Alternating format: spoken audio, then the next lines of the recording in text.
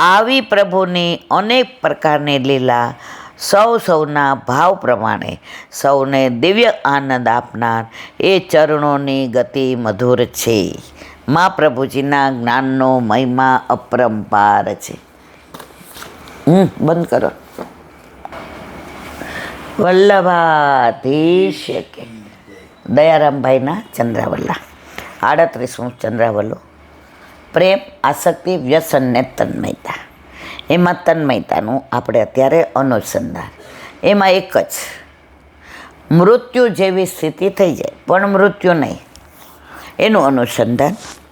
ઉપર મુજબ કે રહેવાથી મલિન સંસ્કારો તો આપોઆપ દૂર થઈ જશે અને શુદ્ધ હૃદય બનશે. જેમ કે સોનું અશુદ્ધ બન્યું હોય તેને અગ્નિમાં તપાવી શુદ્ધ કરે છે. કોઈ પણ વસ્તુ શુદ્ધ કરવી હોય તો અગ્નિમાં તપાવો એટલે શુદ્ધ થઈ જાય. તેમ અત્રે વિરહ તાપ ક્લેશથી બધા દોષોનો નાશ થાય છે. શુદ્ધ હૃદયથી પ્રેમ, આસક્તિ, વ્યસન થાય છે. તન્મયતા તેના મય બનવું એટલે પ્રભુમય બની જવું. આપણે બધા સંસારમય બનીએ છીએ પણ પ્રભુમય નથી. હા, યુવાન હોઈએ, નાના હોઈએ તો બરાબર. હવે આટલી ઉંમરે પાછા ઘણા એમ કે મારો દીકરો ક્યાંય જાય ને આખો દેની વહુવાર વાતું કરે. આપણે અલા પણ હવે કંઈ આપણે 70 વર્ષે આપણને યાદ કરે. આપણે ભગવત નામ લેતા હોય એમાં આપણને ફોન દે એટલે આપણું બગડે ને. આપણે રાજી થવાય કે હવે ધીમે ધીમે હું માયાથી દૂર થાઉં છું. આપણે ખખડાવીએ એટલે બિચારો કરવાનો પાછો પરાણે. જો હવે એને એના સંસાર, એના બાળકો, એની પત્નીમાં જે રસ હોય એ હવે આપણામાં ન હોય. કેરીમાં રસ વયો ગયો, ગોતલા છોટલા ગમે કોઈને તો શું કામ અપેક્ષા રાખો જ? સમજી જાઓ, પરાણે માગીએ ને પ્રેમ ન કહેવાય. હા, પ્રેમથી પૂછે કેમ છો મમ્મી, સારી તબિયત, સરસ. ગણાયને એવું લાગે હવે આપણને કોઈ ગણતો સારું નથી ગણતો.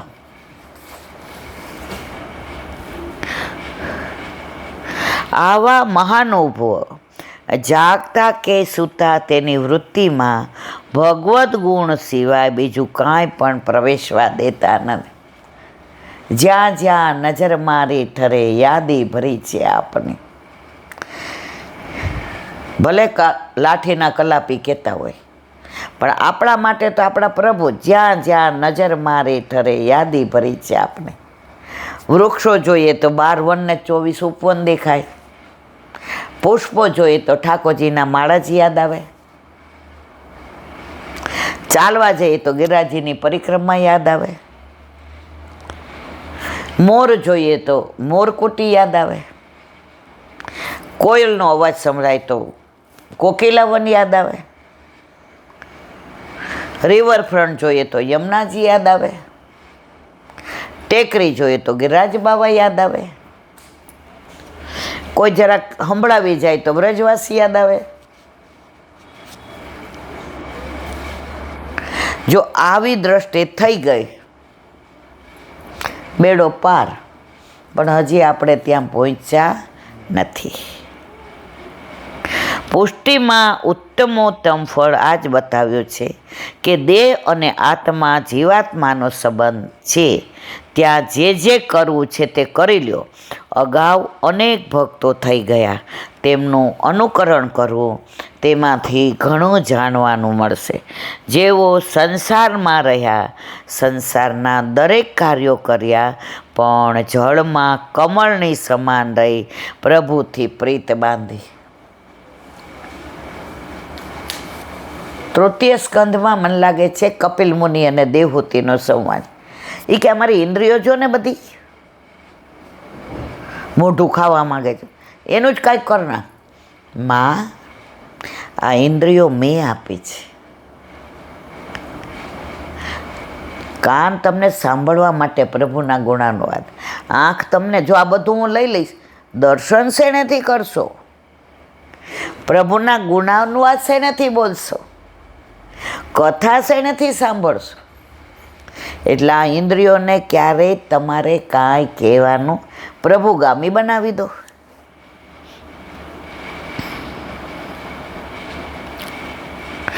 તે પ્રીતથી તેઓ પ્રીતમને પામ્યા. માટે જ કવિશ્રી કહે છે, પ્રીત બંધે શ્રે વલ્લભ પદસો ઓર મન में આવે. પ્રીતમ પ્રીત હિતે પૈયે. સેવો શ્રી કૃષ્ણ કૃપાળ.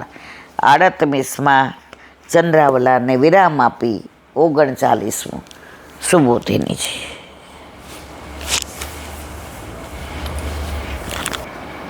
વલ્લભાતીશ સુબોધિનીજીનું પાન વલ્લભ કરાવે તો થાય. આને સ્પર્શ કરવો આપણા બસની વાત ને.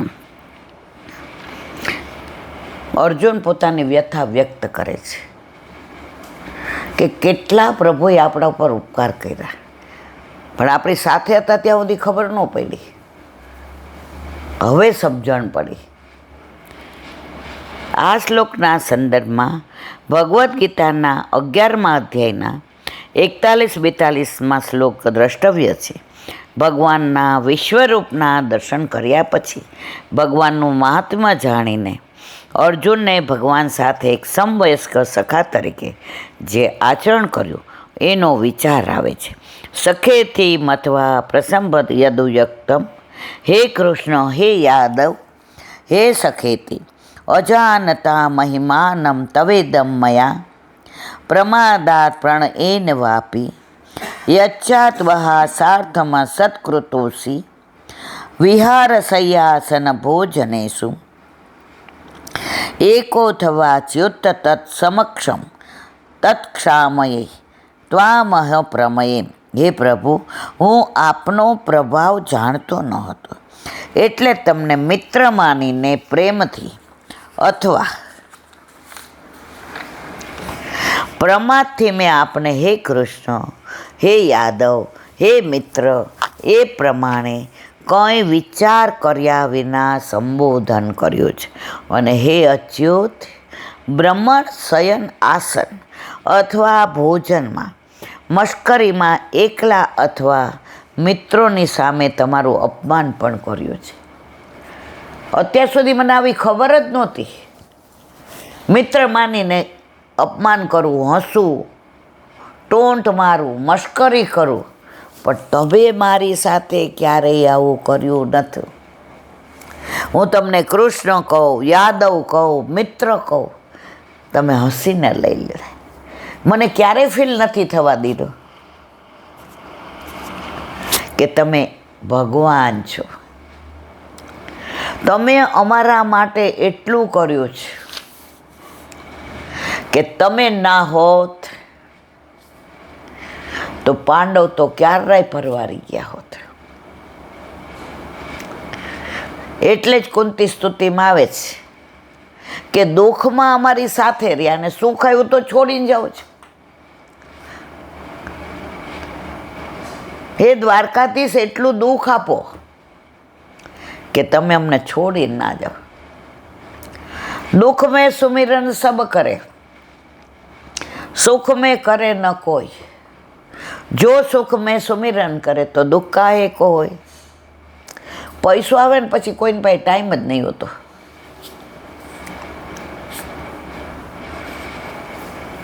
નાખો એ પૈસાને ખાડામાં, જે મારા પ્રભુને ભૂલવી દે.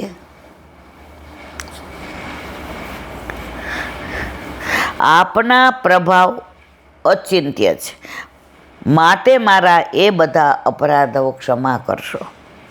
અર્જુન કહે છે, પિતેવ પુત્રૈષ સખેવ સખ્યસુ પ્રિય પ્રિયયા શોધુ મહંસી.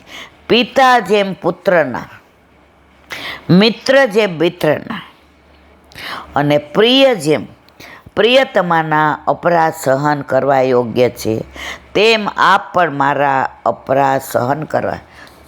આપણે ગાઈએ છીએ, ત્વમેવ માતા ચ પિતા ત્વમેવ ત્વમેવ બંધો ચ સખા ત્વમેવ ત્વમેવ વિદ્યા દ્રવિણમ ત્વમેવ ત્વમેવ સર્વં મમ દેવ દેવ.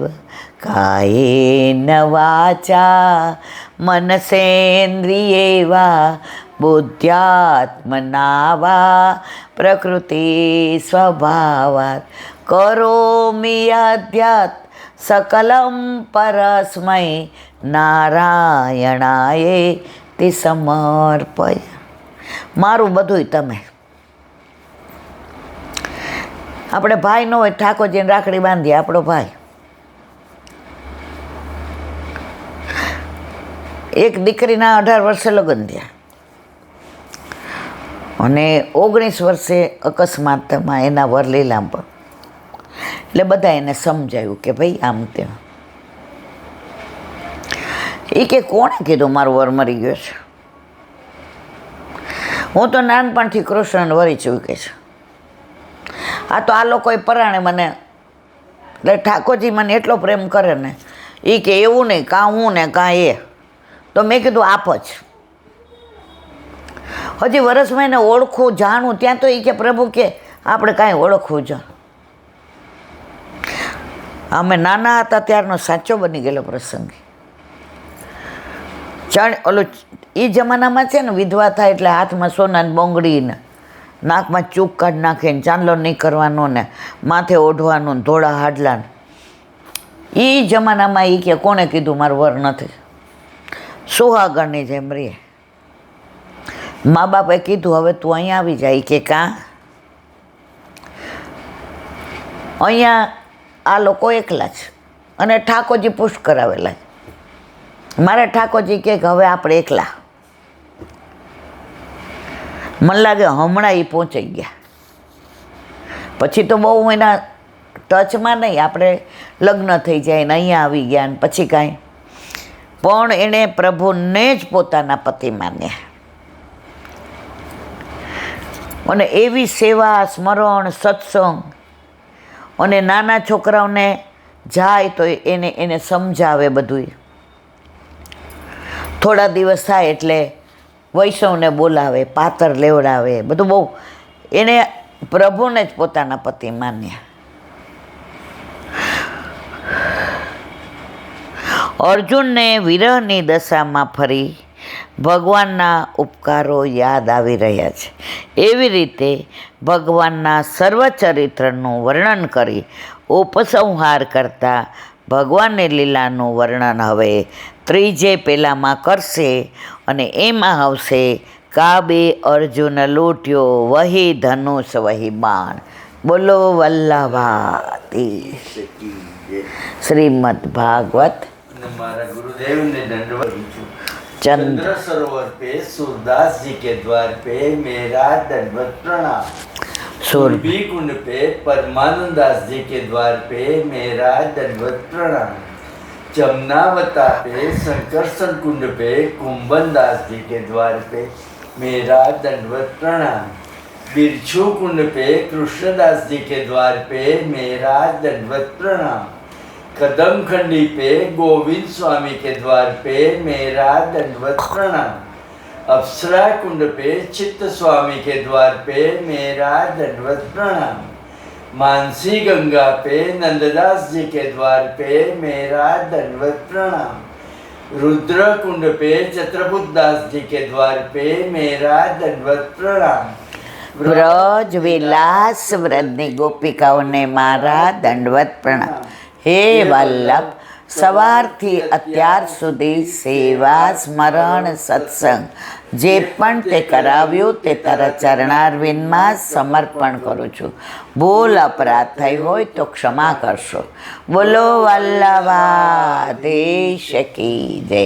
દ્રઢયેન ચરણાન કેરો ભરોસો દ્રઢઈન ચરણ કેરો શ્રી વલ્લભનક ચંદ્ર છટા બિન સબ જુગ માય અંધેરો ભરોસો દ્રઢઈન ચરણ કેરો સાધન ઓર નહીં આ કલી में ચાસો હોય દિવેરો સુર કા કહે દ્વિવિધ આંધરો વિના મૂલ કો ચેરો ભરોસો દ્રઢઈન ચરણ દ્રઢઈન ચરણ દ્રઢઈન ચરણ કેરો. દેશ કી આજનો આ સત્સંગ મારા વલ્લભના ચરણારવિંદમાં સમર્પણ કરું છું. ભૂલ અપરાધ થઈ હોય તો ક્ષમા કરશો. આ મારા વલ્લભની વાણી અને ભૂલો એ મારે. બોલો વલ્લભાધીશ કી જય. બધાય વૈષ્ણવને જાજા કરીને જય શ્રી કૃષ્ણ.